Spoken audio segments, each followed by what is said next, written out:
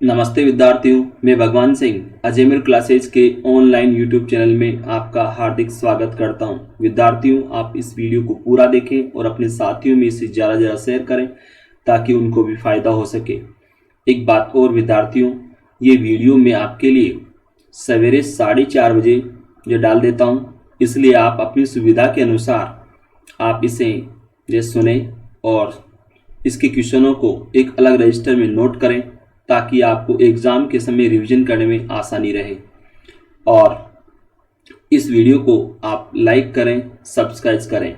तो विद्यार्थियों, आज की करंट अफेयर्स पर चर्चा करें, जिसमें आपके मुख्य रूप से 2 पॉइंट्स हैं। पहला जो पॉइंट आपके दे रखा है वो है आपके भारतीय अमेरिकी आबादी में गरीबी विषय पर किए गए शोध के जो आंकड़े जारी किए गए हैं उसके बारे में बात करेंगे। और दूसरा जो पॉइंट है वो है आपके armed forces special power act, इसके बारे में बात करेंगे। और इस एक्ट को अरुणाचल प्रदेश के 3 जिलों और 3 अन्य जिलों के 4 थाना क्षेत्रों में इसको लागू किया गया है और इसके तहत उनको अशांत क्षेत्र घोषित किया गया है। तो इसके बारे में अपन बात करेंगे। तो आप पहला क्वेश्चन देखिए। जॉन हॉपकिंस स्थित Paul Nitze School of Advanced International Studies के द्वारा भारतीय अमेरिकी आबादी में गरीबी विषय पर किए गए शोध के अनुसार अमेरिका में रह रहे 42 लाख भारतीय अमेरिकियों में से कितने प्रतिशत लोग गरीबी रेखा से नीचे जीवन यापन कर रहे हैं?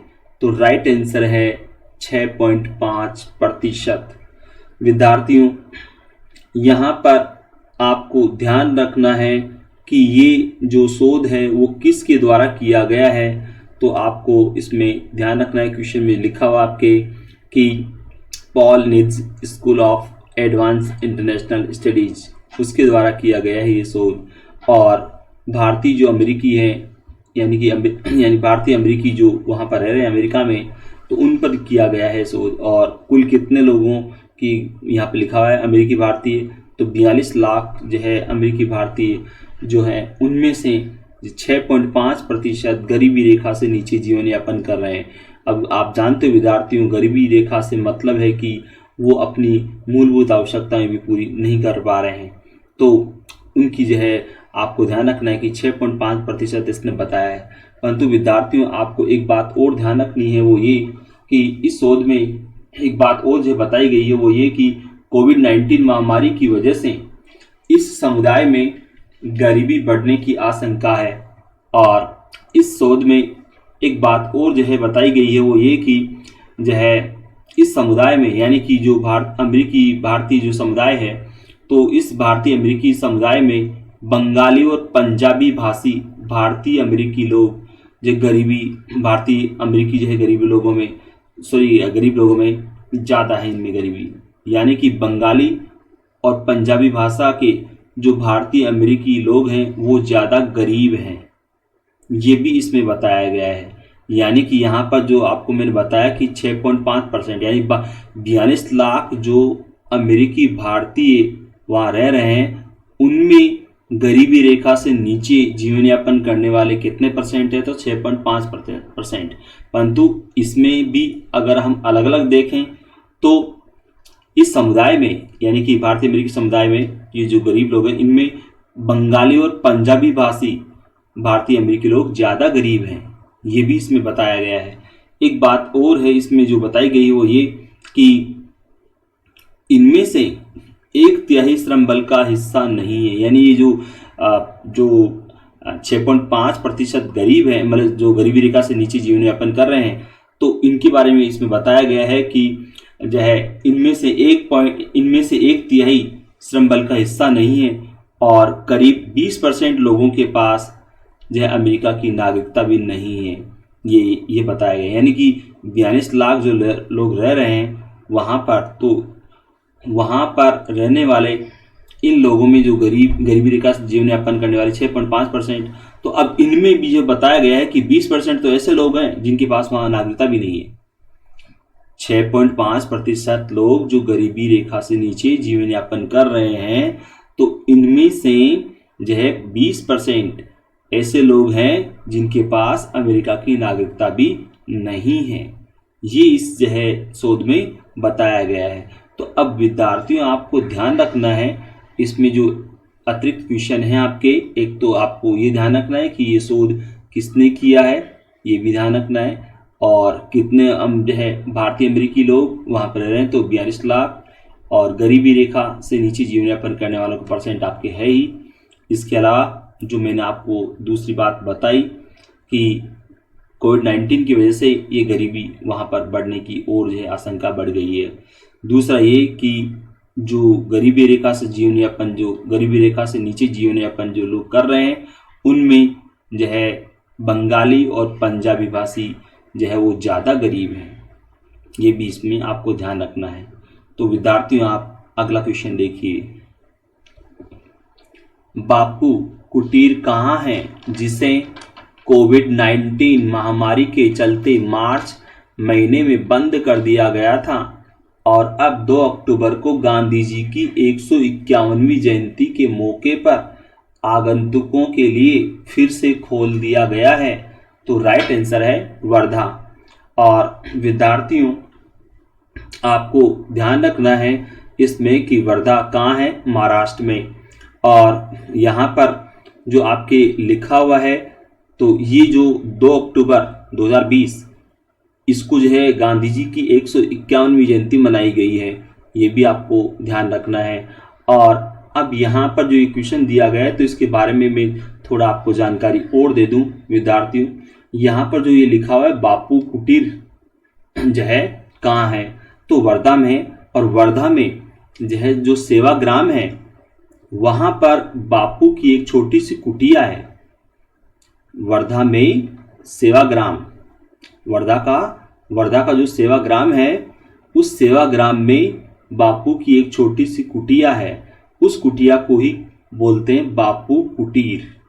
और विद्यार्थियों यहाँ पर मैं आपको बताऊं कि बापू कुटीर, जैसा कि मैंने कहा कि एक छोटी सी कुटिया है, तो यहाँ पर गांधी जी जो है स्वतंत्रता आंदोलन के दौरान महाराष्ट्र के जो है वर्धा के सेवाग्राम में, यहाँ इस सेवाग्राम में जब आते थे तो अपनी इसी कुटिया में वो जो है रहते थे।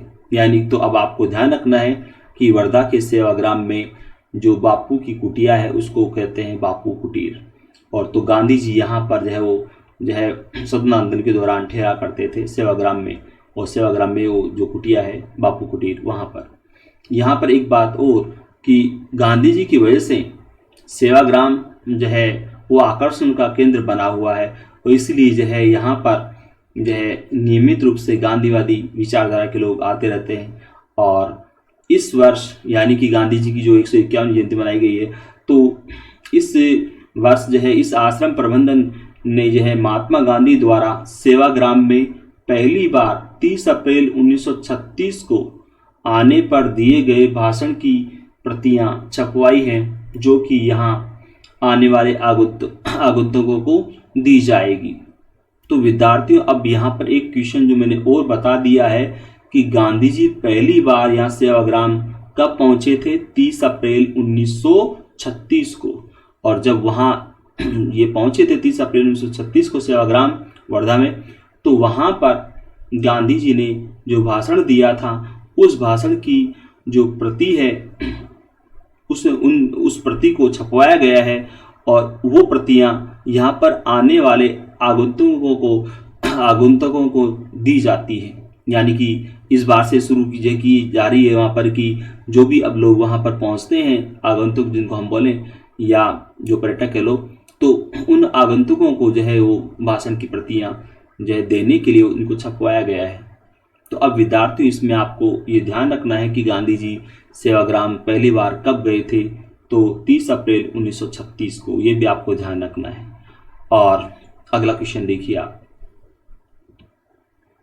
केंद्र सरकार ने किस राज्य के 3 जिलों और अन्य 3 जिलों के 4 थाना क्षेत्रों को अगले 6 महीनों के लिए अफस्पा कानून के तहत आसान क्षेत्र घोषित कर दिया गया है? तो राइट आंसर है अरुणाचल प्रदेश। विद्यार्थियों यहाँ पर जो आपके लिखा हुआ है कि किस राज्य के 3 जिलों यानी कि अरुणाचल प्रदेश के 3 जिलों को पूरी तरह से अशांत क्षेत्र घोषित किया है और 3 जो अन्य जिले हैं उनके 4 पुलिस थाना क्षेत्रों को भी जो है अशांत क्षेत्र घोषित किया है। यहाँ पर लैंग्वेज को सही रूप में पढ़ना। इस अरुणाचल प्रदेश के 3 जिलों को तो पूरी तरह से अशांत क्षेत्र घोषित किया है और 3 जो अन्य जिले हैं अरुणाचल प्रदेश के उनके 4 पुलिस थाना क्षेत्रों को भी अशांत क्षेत्र घोषित किया गया है। इस अफस्पा कानून के तहत विद्यार्थियों यहाँ पर आपको ध्यान रखना है कि ये जो मैंने आपको बताया था शुरुआत में ही कि जिस कानून के तहत यहाँ पर ये अशांत क्षेत्र घोषित किया गया है तो हम उसको हिंदी में बोलें तो सशस्त्र बल विशेष शक्ति अधिनियम 1958, जिसको हम शॉर्ट रूप में बोलें अफस्पा, यानी कि जो आपके आर्म्स फोर्स स्पेशल जो है आर्म्स फोर्स स्पेशल फोर्स उसका जो है उसके तहत जिसको हम जो है बोले शॉर्ट रूप में तो जो है अफस्पा कानून। तो यहाँ पर अब आपको हिंदी में भी याद रखना है। कई बार होता है कि वो जो शॉर्ट रूप नहीं लिखता है, अंग्रेजी में नहीं लिखता है और पूरा हिंदी में लिख देता है। तो मैंने जो इंग्लिश में तो आपके पहले वो पॉइंट में दे ही दिया था, तो यहाँ पर हिंदी में भी आपको याद रखना है सशस्त्र बल विशेष शक्ति अधिनियम 1958। इस कानून के तहत यहाँ पर इनको अशांत क्षेत्र घोषित किया इन इलाकों को। यहाँ पर एक बात और ध्यान रखना है आपको कि इस एक्ट की धारा 3 के तहत 31 मार्च 2021 तक या इस कानून को वापस नहीं ले लिया जाता है तब तक अशांत क्षेत्र जिसको घोषित किया गया है। यानी कि अब आपको ध्यान रखना है कि ये जो इस कानून के तहत जो यहाँ अशांत क्षेत्र घोषित किया गया इन जिलों को, तो ये कब तक जो है अशांत क्षेत्र जो है के रूप में रहेंगे तो 31 मार्च 2021 तक, यानी कि यह आगे अगले 6 महीनों तक। तो अब यहाँ पर ये भी आपको ध्यान रखना है कि जरूरी नहीं है कि 31 मार्च 2021 तक ही ये रहे। वैसे तो जो है इसको जो है 31 मार्च 2021 तक के लिए लागू किया है, परंतु अगर आगे भी वहाँ पर शांति स्थापित नहीं होती है तो इसको फिर आगे भी जो है लागू जारी रखा जाएगा, यानी इस कानून को आगे भी जारी रखा जा सकता है। इसलिए मैंने यहाँ पर आपकी बोला है कि जो है 31 मार्च 2021 तक या इस कानून को वापस नहीं ले लिया जाता है तब तक अशांत क्षेत्र जो है घोषित किया गया है। यह आपको ध्यान रखना है विद्यार्थियों। और अगर आपसे क्वेश्चन पूछा जाए कि ये जो है कानून अरुणाचल प्रदेश में कब लागू किया गया है तो 1 अक्टूबर 2020 से इसको लागू किया है। 1 अक्टूबर 2020 से इसको लागू किया गया है। यहाँ पर एक और बात विद्यार्थियों, इस कानून को उन क्षेत्रों में लागू किया जाता है जहां पर नागरिक प्रशासन की मदद के लिए सैन्य बलों की जरूरत होती है, तो वहां पर इस कानून को यानी कि अफस्पा कानून को जो है लागू किया जाता है। और यहाँ पर देखिए एक और यह बात मैं आपको इसमें बताऊं कि अरुणाचल प्रदेश की जो इलाके जहां पर इनको अशांत क्षेत्र घोषित किया गया है, तो इन इलाकों में जो है आप आतंकवादी संगठन जो सक्रिय हैं, एक जो आतंकवादी संगठन जिसका नाम है national socialist council of Nagaland, national socialist council of Nagaland, जिसको शॉर्ट रूप में हम बोलें NSCN। तो ये आतंकवादी संगठन यहाँ पर भी सक्रिय है। नागालैंड में तो है ही, परंतु यहाँ पर भी आतंकवादी संगठन सक्रिय है इस अरुणाचल प्रदेश की ये सीमा क्षेत्र में। और विद्यार्थियों, आपको मैंने इस आतंकवादी संगठन के बारे में पहले भी बताया था, पिछले वीडियो में बताया था, अगर आपको याद हो, कि इस आतंकवादी संगठन ने भारत सरकार के साथ शांति समझौता किया था और बाद में उसने कहा कि शांति समझौता कर लेने के बाद जो है अभी जो है कुछ दिनों पहले ही कहा था कि हम जो शांति वार्ता के लिए आगे तभी बढ़ेंगे जब भारत सरकार हमारी मांग माने कि नागालैंड के लिए अलग संविधान होगा और अलग झंडा होगा। ये मांग अगर हमारी मानी जाती है भारत सरकार के द्वारा, तो ही हम शांति वार्ता में आगे शामिल होंगे, ये कहा था NSCN ने। तो परंतु भारत सरकार ने इस मांग को ठुकरा दिया है। और तो ये आतंकवादी संगठन NSCN यहाँ अरुणाचल प्रदेश के इन इलाकों में भी सक्रिय है। इसके अलावा यहाँ पर एक आतंकवादी संगठन और है जो सक्रिय है, वो है National Democratic Front of Bodoland. National Democratic Front of Bodoland, जिसको शॉर्ट रूप में हम बोले NDFB। NDFB। तो ये आतंकवादी संगठन ये भी यहाँ पर सक्रिय है। और बच्चों, आपको मालूम होना चाहिए, बोडो जनजाति जो कि असम में रहती है, ये जो बोडो जो है लोग, ये अलग राज्य की मांग कर रहे हैं कि बोडोलैंड अलग राज्य बनाया जाए हमारे लिए। इसलिए यहाँ पर ये अलगाववादी गतिविधियां चला रहा है संगठन। और यहाँ अरुणाचल प्रदेश के एक जो है अरुणाचल प्रदेश के इस एरिया में एक और आतंकवादी संगठन सक्रिय है, वो है उल्फा। तो विद्यार्थियों, आपको मैंने बताया था कि उल्फा जो है जो आतंकवादी संगठन है, ये विशेष रूप से असम में है सक्रिय, परंतु ये अरुणाचल प्रदेश का जो भाग असम के साथ लगता है तो वहाँ पर ये उल्फा वहाँ पर भी सक्रिय है। और तो यहाँ मैंने आपको इनके नाम जो बताए हैं वो आपको याद रखने हैं बच्चों। एक तो यहाँ पर जो सक्रिय है आतंकवादी संगठन वो है national socialist council of Nagaland, एक जो है यहाँ पर जो दूसरा आतंकवादी संगठन नेशनल डेमोक्रेटिक फ्रंट ऑफ बॉडरलैंड, और एक उल्फा। तो ये आतंकवादी संगठन यहाँ पर सक्रिय है। परंतु जैसा मैंने आपको कहा कि ये अरुणाचल प्रदेश के इस इलाके में सक्रिय हैं जो इनके साथ लगते हैं, यानी कि असम का जो भाग अरुणाचल प्रदेश के साथ लगता है तो उस इलाके में नागालैंड के साथ जो भाग लग रहा है वहाँ पर भी ये सक्रिय है। परंतु मैंने आपको क्या कहा कि ये मूल रूप से अगर अलग अलग देखें तो नागालैंड से संबंधित है, ये national socialist council of Nagaland. दूसरा, उल्फा की मैंने कही बात कि मुख्य रूप से ये असम में सक्रिय है, और बोडोलैंड ये भी मुख्य रूप से असम में ही सक्रिय है, क्योंकि असम के जो है भाग से ही अलग करके एक राज्य बनाने की मांग कर रहे हैं बोडोलैंड। तो आपको ये अतिरिक्त जानकारी ध्यान रखनी है विद्यार्थियों। तो इसमें जो भी मैंने एक्स्ट्रा क्वेश्चंस बताए हैं उनको आपको याद रखना है, और विशेष रूप से आपको इस बात को याद रखना है कि ये अपस्पा जो कानून है वो कब लागू किया जाता है। तो जब नागरिक प्रशासन की मदद की आवश्यकता होती है, या नागरिक प्रशासन को सैन्य बलों की मदद की आवश्यकता होती है, उस समय जो है इसको लागू किया जाता है। यानी कि स्थिति कंट्रोल में नहीं आती है तब जो है वो लागू किया जाता है। तो आप अगला क्वेश्चन देखिए। गांधी जी के पसंदीदा भजन वैष्णव जन का कश्मीरी भाषा में अनुवाद किसने किया है, जिसे गांधी जी की 151वीं जयंती पर जारी किया गया है? तो राइट आंसर है शहबाज हकवारी। विद्यार्थी यहाँ पर थोड़ा प्रिंट मिस्टेक है, शहबाज हकबारी है, हकबारी। तो इसने जो है कश्मीरी भाषा में इसका अनुवाद किया है।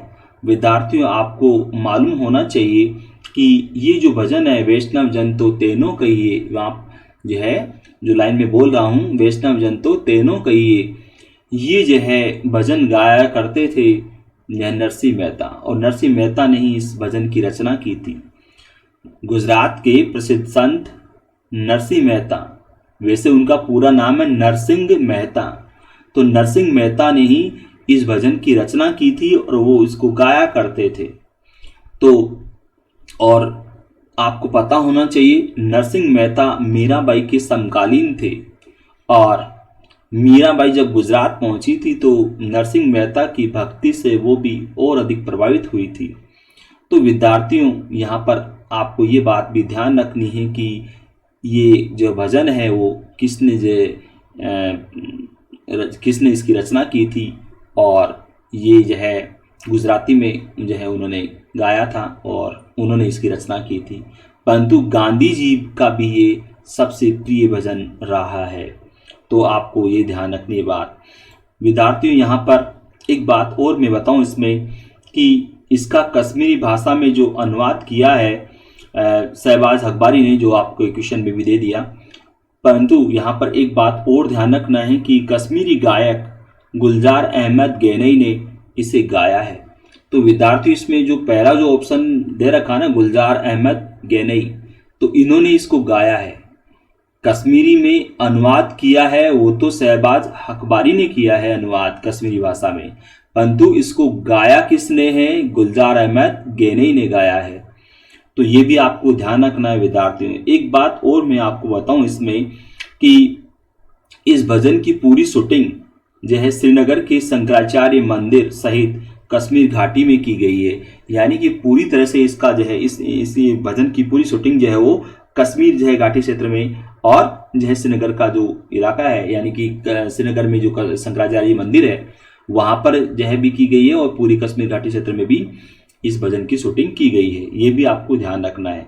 एक बात और है यहाँ पर कि ये कश्मीरी गायक गुलजार अहमद गेनई और लेखक जो शहबाज हकबारी इन दोनों के साथ मिलकर यह एक कार्यकर्ता जिनका नाम है कुसुम कोल व्यास, जो आपके ऑप्शन में लिखा हुआ है कुसुम कोल व्यास। तो कुसुम कोल व्यास ने इन दोनों के साथ मिलकर मतलब गुलजार अहमद गेनई और शहबाज हकबारी के साथ मिलकर कुसुम कोल व्यास ने जो है महात्मा गांधी की 151वीं जयंती पर 2 अक्टूबर को इसे जारी किया है।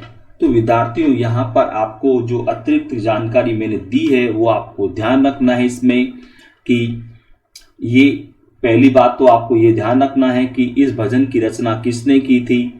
तो नरसिंह मेहता ने की थी और नरसिंह मेहता इसको जो है वो कृष्ण भक्ति में गाया करते थे, वैष्णव जन तो तेनो कहिए।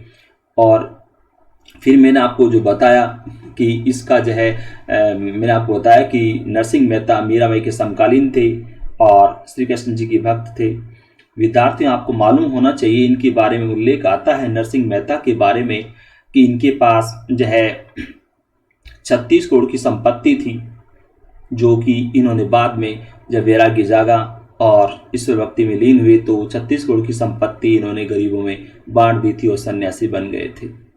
और तो यहाँ पर इन्हीं नरसिंह मेहता का भजन गांधी जी का भी प्रिय भजन बन गया, गांधी जी भी इसे गाया करते थे।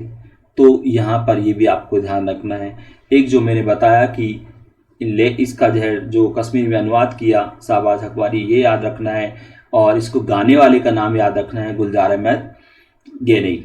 और तीसरा जो एक क्वेश्चन और याद रखना है आपको, वो क्या तीसरा क्या, वैसे तो चौथा क्वेश्चन हो गया इसमें अतिरिक्त, कुसुम कोल व्यास ने इन दोनों के साथ मिलकर इसको जो है जारी किया है। तो ये आपके लिए अतिरिक्त क्वेश्चन है। आप अगला क्वेश्चन देखिए।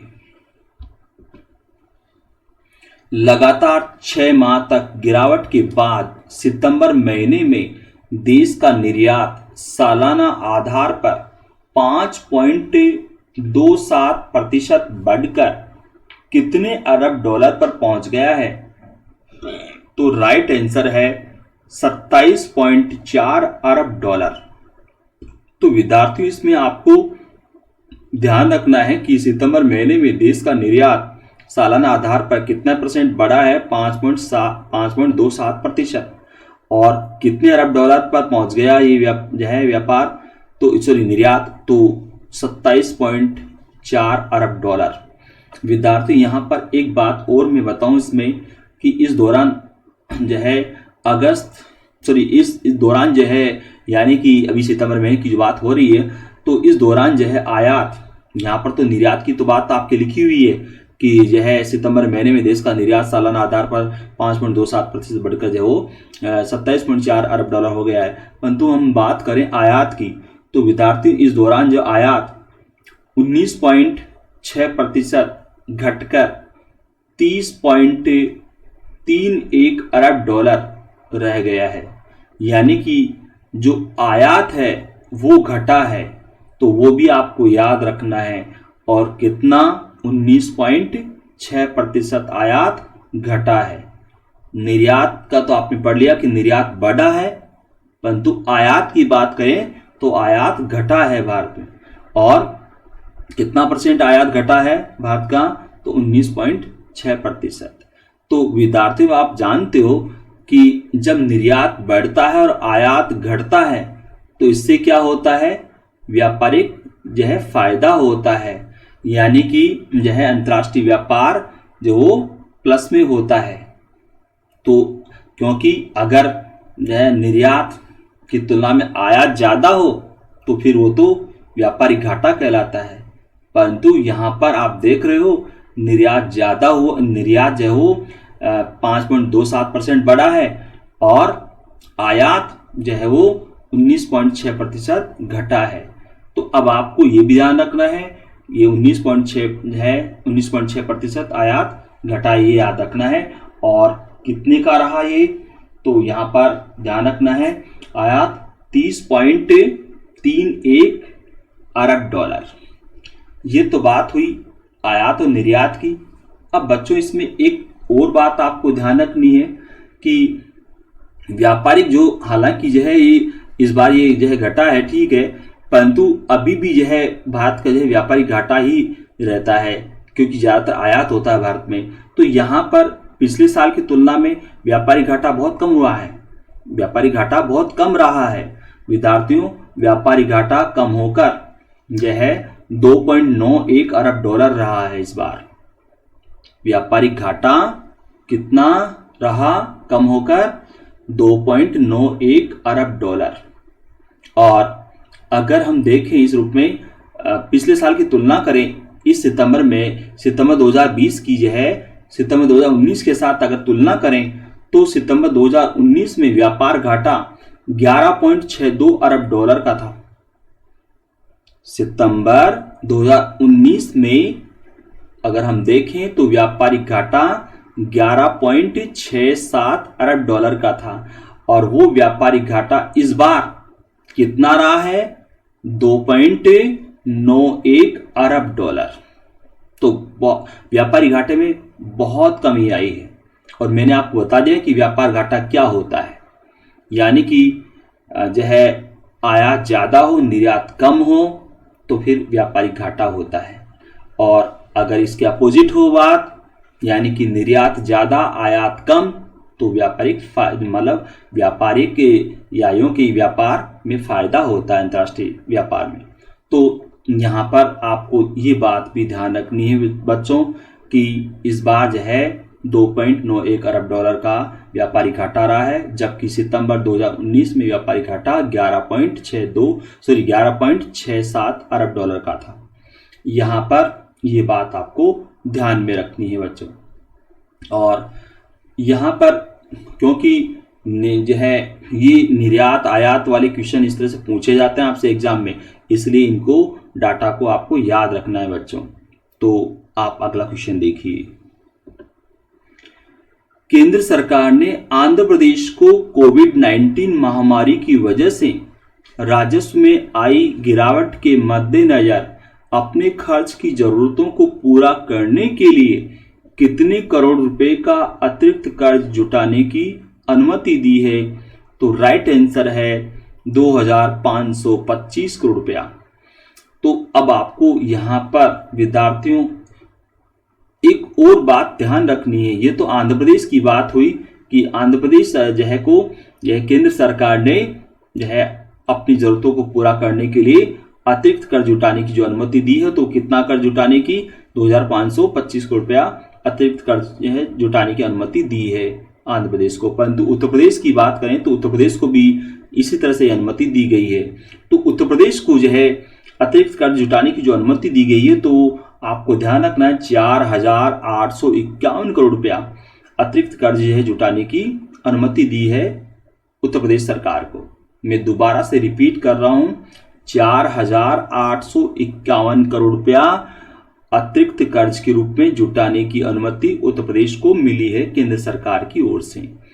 तो विद्यार्थियों यहाँ पर ये बात भी ध्यान रखनी है। एक बात और कि आंध्र प्रदेश और उत्तर प्रदेश इन दोनों राज्यों को ये अतिरिक्त कर्ज जो जुटाने की अनुमति मिली है, उसके लिए दो बड़े कारण हैं कि आंध्र प्रदेश और उत्तर प्रदेश राज्यों को जो है सार्वजनिक वितरण प्रणाली तथा कारोबार सुगमता सुधारों का सफलतापूर्वक कार्यान्वयन करने के लिए ये जो है अनुमति सरकार ने यानी केंद्र सरकार ने इनको दी है। तो आपको ये भी बात ध्यान रखनी है। एक तो मैंने क्या बताया कि इन दोनों राज्यों को ये अनुमति क्यों मिली है, उसके लिए दो कारण मैंने बताया आपको। एक तो सार्वजनिक वितरण प्रणाली तथा कारोबार सुगमता सुधारों का सफलतापूर्वक कार्यान्वयन करने के लिए। इस वजह से इनको ये अनुमति मिली है कि वो ये कर्ज जुटा सकते हैं। और यहाँ पर एक बात और आपको ध्यान रखनी है बच्चों, वो ये कि आंध्र प्रदेश कारोबार सुगमता सुधारों को सफलतापूर्वक लागू करने वाला देश का पहला राज्य है। ये भी आपको ध्यान रखना है बच्चों। तो आप अगला क्वेश्चन देखिए। महात्मा गांधी की 151वीं जयंती पर राष्ट्रीय कृषि एवं ग्रामीण विकास बैंक, ब्रैकेट में जो आपके लिखा है नाबार्ड, शॉर्ट रूप में याद रख लेना। तो मैं रिपीट कर रहा हूं वापस क्वेश्चन। महात्मा गांधी की 151वीं जयंती पर राष्ट्रीय कृषि एवं ग्रामीण विकास बैंक ने देशव्यापी स्वच्छता को लेकर साक्षरता अभियान शुरू किया है, जो कब तक चलेगा? तो राइट आंसर है 26 जनवरी 2021 तक। विद्यार्थियों यहाँ पर जो लिखा हुआ है आपके देशव्यापी स्वच्छता को लेकर साक्षरता अभियान, साक्षरता अभियान से मतलब है जागरूकता, यानी स्वच्छता के लिए देश में जागरूकता जो है फैलाने के लिए अभियान शुरू किया गया है और 26 जनवरी 2021 तक रहेगा ये अभियान जारी रहेगा। यहाँ पर विद्यार्थियों ये बात आपको ध्यान में रखनी है। और ये शुरुआत कब से हुई? तो 2 अक्टूबर 2020 से, यानी कि गांधी जी की 151वीं जयंती से। तो आप अगला क्वेश्चन देखिए। जम्मू कश्मीर के उपराज्यपाल मनोज सिन्हा ने आतंकवाद से प्रभावित किस जिले में महत्वाकांक्षी गांव लौटो कार्यक्रम के तीसरे चरण की शुरुआत की है? तो राइट आंसर है शोपियां जिला। विद्यार्थियों यहाँ पर आपके लिखा है कि गांव लौटो कार्यक्रम के तीसरे चरण की शुरुआत की है। तो इसमें ये गांव लौटो कार्यक्रम में जो है कहा गया है कि जो मुख्य धारा से हटकर आतंकवादी गतिविधियों में जो शामिल हो गए हैं युवा, वो जो है अलगाववादी गतिविधियों को छोड़कर वो मुख्य धारा में शामिल हों और उनको जो है उन युवाओं को सरकार रोजगार उपलब्ध कराएगी, उनको नौकरी जो है दी जाएगी, रोजगार उपलब्ध कराएगी सरकार। ये जो है इसमें जो उनको प्रोत्साहन किया जाता है इस गांव लौटो कार्यक्रम के तहत, ताकि जो है युवा जो आतंकवादी गतिविधियों में शामिल होते हैं या उनकी गलत राह पर चले जाते हैं तो वो जो है इससे प्रभावित होकर वापस जो है मुख्य धारा में लौट आए। इसलिए ये कार्यक्रम का नाम रखा है गांव लौटो। और विद्यार्थी यहाँ पर आपको मनोज सिन्हा का नाम याद रखना है कि जम्मू कश्मीर के उपराज्यपाल मनोज सिन्हा है, ये भी आपको याद रखना है। और ये जिले जो दे रखे हैं विद्यार्थी, ये आपके जम्मू कश्मीर के ही जिलों के नाम है, डोडा है, कुपवाड़ा है, अनंतनाग है। ये तो खैर आप न्यूज़पेपर जब पढ़ते हो तो उसमें भी आप इनके नाम सुनते हो और देखते भी हो। न्यूज़ में जब आप सुनते हो, टीवी पे जब आप न्यूज़ देखते हो तो उसमें भी नाम आते हैं, और अखबार जब पढ़ते हो तो वहाँ पे भी आप इनको पढ़ते हो। तो आप अगला क्वेश्चन देखिए। महात्मा गांधी नेशनल फाउंडेशन ने गांधी पुरस्कार के लिए किसका चयन किया है? तो राइट आंसर है संजय सिंह। विद्यार्थियों आपको पता होना चाहिए ये संजय सिंह आम आदमी पार्टी के जो है राज्यसभा सदस्य हैं, आम आदमी पार्टी से राज्यसभा के लिए सदस्य हैं। और आपको पता होना चाहिए अभी मानसून सत्र के दौरान संजय सिंह को जो है इनको निलंबित किया गया था जो है 8 दिन के लिए, क्योंकि आपने देखा भी होगा कि किस तरह से जो है वहाँ उपसभापति जो हरिवंश प्रसाद सिंह उनकी जो है वहाँ पर तक पहुँच गए थे। उन्होंने वहाँ से जो कृषि बिलों की जो उनको जो कॉपी को छीन कर फाड़ दिया था, इसलिए इनकी इस कार्य की वजह से इनको निलंबित किया गया था। और तो संजय सिंह आपको ध्यान रखना है आम आदमी पार्टी के नेता हैं और राज्यसभा के सदस्य हैं। तो विद्यार्थियों आप अगला क्वेश्चन देखिए। इंडियन प्रीमियर लीग IPL के इतिहास में सबसे ज्यादा मैच खेलने का रिकॉर्ड किस खिलाड़ी ने बनाया है? तो राइट आंसर है महेंद्र सिंह धोनी। और विद्यार्थी आप जानते हो महेंद्र सिंह धोनी वो चेन्नई सुपर किंग्स की तरफ से खेलते हैं। तो IPL में महेंद्र सिंह धोनी ने सुरेश रैना के 193 मैच खेलने का रिकॉर्ड तोड़ा है, यानी कि इन्होंने 194 मैच खेला है IPL में। और तो ये रिकॉर्ड उन्होंने सुरेश रैना का तोड़ा है, जिनका रिकॉर्ड था 193 मैच खेलने का। और बच्चों आप जानते हो कि सुरेश रैना जो है कुछ कारणों की वजह से इस बार आईपीएल में खेल नहीं रहे हैं, जो है वापस लौट आए थे यूएई से, तो इस बार वो खेल नहीं रहे हैं सुरेश रैना। तो विद्यार्थियों, ये वीडियो आपको कैसा लगा इसे लाइक करें, सब्सक्राइब करें। धन्यवाद।